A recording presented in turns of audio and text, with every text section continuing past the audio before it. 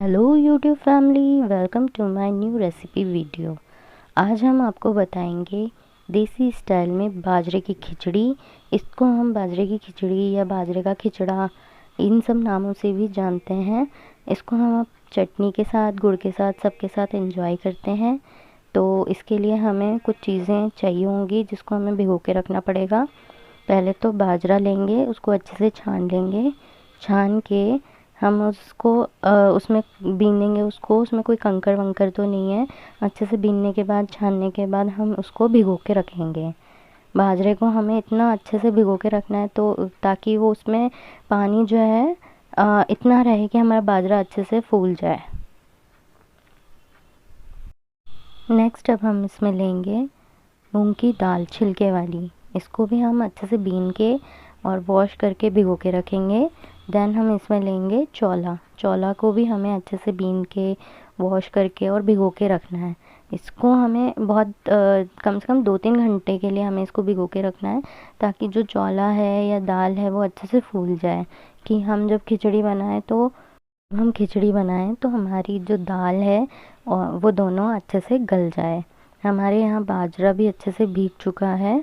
अब हम इसको सबको छान लेंगे और इसको हम एक छलनी में पसा करके और इसका सारा पानी निकाल लेंगे। जब हमारा बाजरा अच्छे से सूख जाए तब हम इसको अच्छे से कूटेंगे, क्योंकि कूटने के बाद क्या होएगा, बाजरे के ऊपर एक छिलका होता है, वो छिलके को हमें निकालना होता है। देन हम इसको अच्छे से सुखा लेंगे। अगर आपका बाजरा गीला है तो वो अच्छे से नहीं कूटने में आएगा, तो इसको हम अच्छे से सुखा करके इसके जो छिलके हैं वो अलग हो जाएंगे। हमें उसे अच्छे से छानना है, फटकना है। जब हम खिचड़ी खाएं तो वो उसमें हमारे मुंह में छिलके ना आए। इसे अब हम अच्छे से कूटेंगे। कूटने के बाद हम इसको अच्छे से छान करके और रगड़ करके इसके छिलके जो होंगे उनको निकालेंगे। ये इस तरीके से इसके छिलके होते हैं जिसको हमें निकालना होता है। सब देसी स्टाइल में हम कर रहे हैं। ये फटकना, ये सब छानना, आजकल लोग भाग मिक्सी में भी पीस करके इजीली काम कर लेते हैं। इजीली उसको बनाने, इजीली जो हमारी बाजरे की खिचड़ी होती है उसको बनाने का एक तरीका होता है कि हम उसको मिक्सी में पीस लेते हैं। बट जब तक आप इसको इस तरीके से नहीं बनाएंगे तो उसका टेस्ट नहीं आएगा। और बाजरा जो है वो, उसकी तासीर गर्म होती है। चीज़ें, ये सब चीज़ें हम सर्दी में ही इंजॉय कर पाते हैं। तो ये हमने अच्छे से बाजरे को कूट लिया है।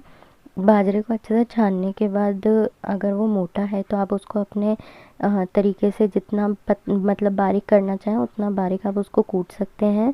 क्योंकि कुछ लोग मोटा रखते हैं, कुछ लोग उसको बारीक पीस अच्छे से कूट करके फिर खाते हैं। देन हम एक बड़े बर्तन में पानी गर्म करने रखेंगे। जितनी हमारी खिचड़ी हो उतनी ही क्वांटिटी में हमें पानी अच्छे से गर्म करने रखना है। अब हम हमारे चौला और दाल का जो पानी है उसको निकाल के अच्छे से छान लेंगे। फिर हम पहले डालेंगे इसके अंदर दाल। हमने इसके अंदर पहले डाली है चौला की दाल। हमें सारी चीज़ें एक साथ ही डाल के रखनी है इसके अंदर, ताकि जो चीज़ें हैं वो अच्छे से मिक्स हो जाएं और पक जाएं। हमने दाल हमारी इसके अंदर डाल दी है दोनों ही। देन हम इसके अंदर अब डालेंगे बाजरा। नेक्स्ट हमने डाला इसके अंदर बाजरा।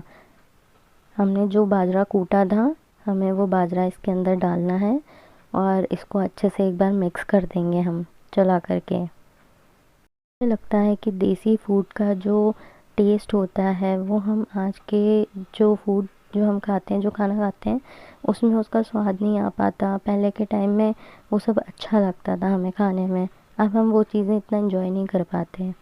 इसमें अब हम डालेंगे नमक। इन सब चीज़ों को हमें मिक्स करके अच्छे से और ढक के हम इसको पकाएंगे थोड़ी देर। इस खिचड़ी को बनने में कम से कम 2-3 घंटे तो लगते हैं, क्योंकि ये धीरे धीरे बनती है। तो कुछ चीज़ों में टाइम तो लगता है, पर खाने में बहुत ही स्वाद की लगती हैं, टेस्टी लगती हैं। और बाजरा जो है वो हम, बाजरे की खिचड़ी है या बाजरे के आटे से बनी हुई कोई भी चीज़ होती है वो हम सर्दियों में ही इंजॉय कर पाते हैं। जब सर्दी ज़्यादा तेज़ होती है तभी हम ये सब चीज़ें खा पाते हैं। तो सर्दियों के भी मज़े लेने चाहिए। खाने पीने का जो सुकून मिलता है वो सर्दियों में ही मिलता है। तो इसलिए ये चीज़ें बनाएं, खाएं, इंजॉय करें। अपनी फैमिली को भी बना के खिलाएं। कुछ डिफरेंट तरीके से देसी स्टाइल में, हम अपनी देसी चीज़ों में भी बनाएंगे, देसी स्टाइल में बनाएंगे तो उसका भी एक अलग ही मज़ा आता है। देन हम इसमें डालेंगे अच्छे से, जब हमारी खिचड़ी पक जाए तो इसमें हम डालेंगे तिल का तेल। तिल का तेल डालते हैं इसमें पकते टाइम, जब बिल्कुल अच्छे से दाल वाल सब अच्छे से गल जाती है तब हम इसमें तिल का तेल डालते हैं और उसको अच्छे से मिक्स करते हैं। बहुत से लोग इसको तिल्ली का तेल बोलते हैं, बहुत से लोग इसको मीठा तेल बोलते हैं। इसको भी हम सर्दियों में ही खाते हैं तो इसका टेस्ट अच्छा लगता है। बाजरे की खिचड़ी में तो डलता ही है, बाकी आप ढोकले बनाएं और भी चीज़ें बनाएं उनमें भी डलता है। अब इसको हम अच्छे से चलाते रहेंगे ताकि हमारी खिचड़ी जो है वो बर्तन में ना लगे, वरना बर्तन में अगर नीचे लग जाएगी, जल जाएगी तो उसका स्वाद जो है वो हमारी खिचड़ी को ख़राब कर देगा। इसलिए हम इसको अच्छे से मिक्स करते रहेंगे, चलाते रहेंगे। और हमें इसको गाढ़ी करनी है खिचड़ी को। आप चाहें तो पतली भी खा सकते हैं, आप चाहें तो इसको गाढ़ा भी करके खा सकते हैं, जैसे आपको अच्छा लगे, जैसे आपको खाने में अच्छा लगती हो खिचड़ी आप वैसे खाएं। सर्दियों में बाजरा खाना हमारी हेल्थ के लिए भी अच्छा होता है ताकि हमें गर्मी मिलती रहे, हम हमारी तबीयत अच्छी रहे, क्योंकि ठंड ज़्यादा होगी तो गर्म चीज़ें हम खाएंगे तो उतना ही हमारी बॉडी के लिए वो फ़ायदा करेगी। हमें हमारी खिचड़ी अच्छे से चलानी है, ये अब गाढ़ी हो चुकी है। देन हम इसको अच्छे से मिक्स करके और गैस को बंद करके थोड़ा ढक देंगे। रेडी है हमारी बाजरे की खिचड़ी विद चटनी, गुड़। आप चाहें इसको लहसुन की चटनी के साथ खाएं, आप चाहें इसको हरी चटनी के साथ खाएं, जैसे भी आपका मन करे आप वैसे खाएं, इसे एंजॉय करें। प्लीज़ लाइक करें, शेयर करें, सब्सक्राइब करें मेरे चैनल को और बेल आइकन को प्रेस करना ना भूलें। Thank you so much for watching.